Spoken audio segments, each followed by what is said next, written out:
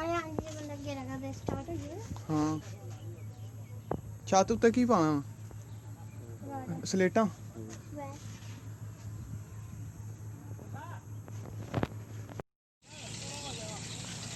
ਨਾ ਕਾੜ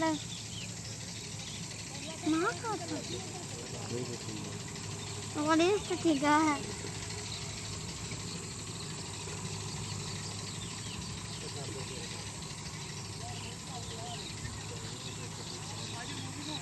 ये ट्रैक्टर में टक्का लाने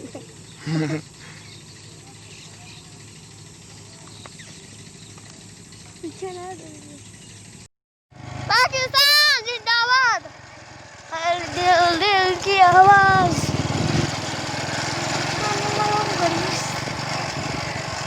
मगर अब थोड़ा ही टाइम रह गया।